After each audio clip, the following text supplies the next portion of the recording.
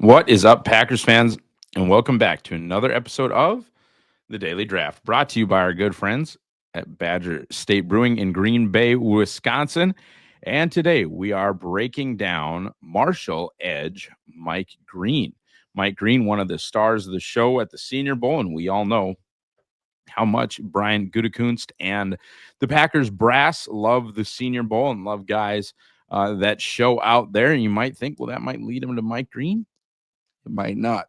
We'll break that down. We said we were going to break down all sorts of prospects, including the ones that don't necessarily fit what Green Bay likes to do. We might have one of those here in Mike Green, but we're going to talk, as we always do at the top of the show, about the pros. He was extremely productive in 2024. He had 23 tackles for loss and 17 sacks. Those 17 sacks led FBS play. He also had elite run defense grades from Pro Football Focus, both in 2023 and 2024. He was absolutely dominant at the Senior Bowl. I think he went a little bit viral there for running through Josh Connerly Jr.'s face. That's he's shorter, but he's the Oregon tackle that folks think is a decent Packers fit, and he probably is. He's probably going to go before I would like them to take him, but this is not a great tackle class, and I think because of that, Connerly Jr.'s getting pushed up the board. Shorter guy, and like I said, Mike Green just ran absolutely through his face, went a little bit viral, and I think Mike Green went home, excuse me, which is a baller move to show out in practice to that degree, and then just be like, yeah, I'm not playing in the game. These people have seen what they need to see. He's a high-level athlete on film. I'm really actually excited to see his athleticism be kind of confirmed in Indianapolis as far as like, okay, is this a 80th percentile athlete? Is this a 90th percentile athlete? Is this a 95th percentile athlete? Especially when you realize how not that big he is for an edge player, and we'll get into that. But he looked like a freak on film. I mean, he looked kind of Khalil Mack-ish as far as just like, okay, yeah, this guy's not 6'5", 280, but he's really having fun on the edge. He has a bag, as the kids say. He's not an athlete-only rusher. You see cross chop, you'll see arm over, you'll see a swim move. He's got counter moves. He's very skilled as a technician, as a rusher, and sometimes you especially with guys that aren't necessarily going to go in the top 5 or top 10 at pass rusher, you get one or the other. You get the super athlete who's always trying to either run through your face or bend around you. Run through your face would be more of the guys the Packers draft. Bend around you guys being more the guys that I like that they don't draft. But I really think Mike Green has a full bag. Like, he has moves, he has counter moves, he has technical skill, in addition to, as I mentioned, being, kind of an oversized linebacker athlete that looks like a freak. And we'll see just how freaky he is either at Indy or at Marshall's Pro Day, or maybe he really does just stand on his performance at the Senior Bowl and, just be like, hey, I ran through a guy's face, draft me. I do think, though, small school guys or non-Power 5 guys usually do work out, and I think it's going to be in his best interest to work out. Man, he's physical at the point of attack in the run game. His hands are heavy.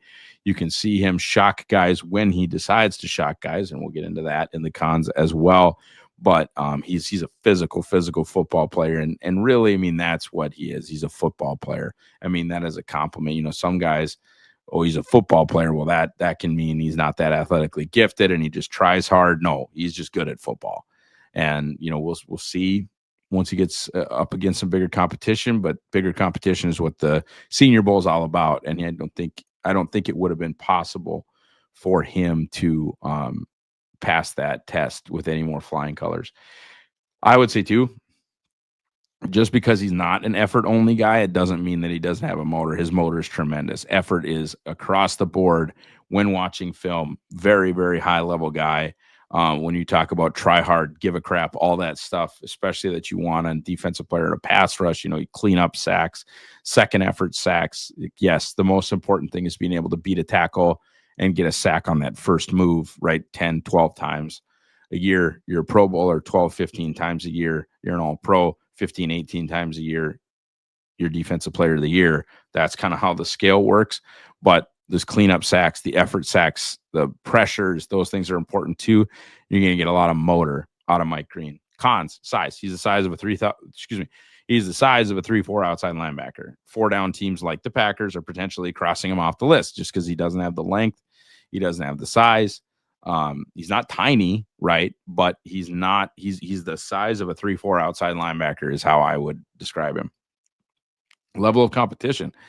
I always say ball is ball, but it will be questioned. The Packers have had enough good players come from smaller programs. You talk about Christian Watson, you talk about Greg Jennings, you talk about Donald Driver, you talk about Josh Sitton. I could go on and on. Guys that they have, TJ Lang, guys that they have had be successful from non-traditional programs, going back to Tramon Williams, right? Louisiana Tech. Like, they find guys from wherever, and they've had enough whiffs from the SEC and the Big Ten, right?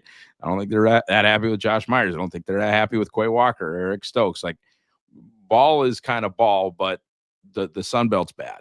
And frankly, he didn't grade out that well against Virginia Tech and Ohio State, especially against the run. Now, again, you can have your questions with Pro Football Focus's grading. You don't have to agree with everything they say, but he didn't look dominant, and that's what you like to see, right? I think you saw that in Khalil's Max tape all that time ago.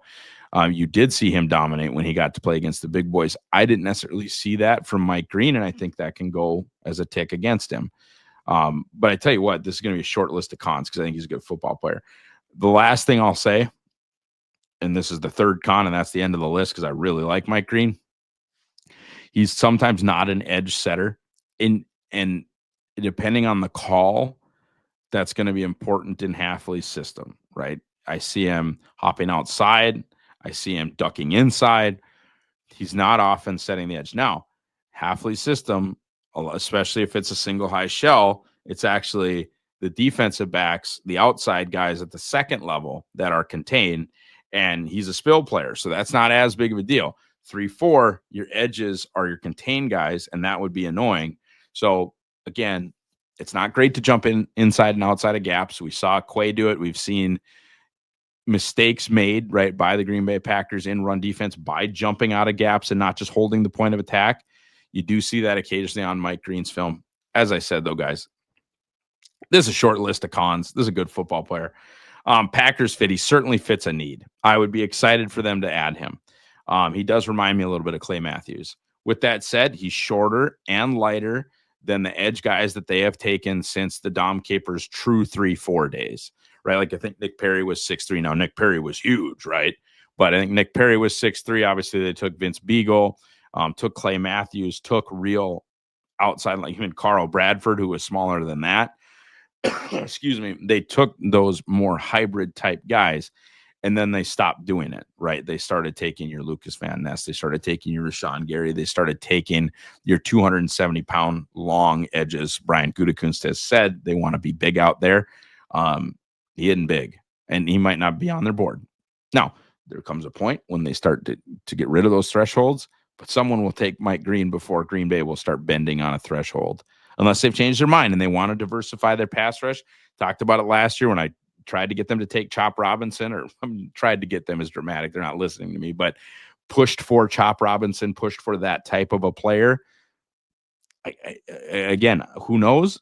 They didn't take him. The opportunity to take him, I believe, when they took Jordan Morgan, Chop was still on the board. Maybe. That draft is the first round of that draft is, I mean, I know they didn't take Cooper DeJean. I know they didn't do that, but the rest of that draft gets to be a little bit of a blurry between round 1 and round 2. Because, of course, then they had 2 second-round picks, and they make the move for Bullard. They make the move to take Edgerrin Cooper. But they have not shown yet that, at least in the top 100, they're interested in diversifying their pass rush group.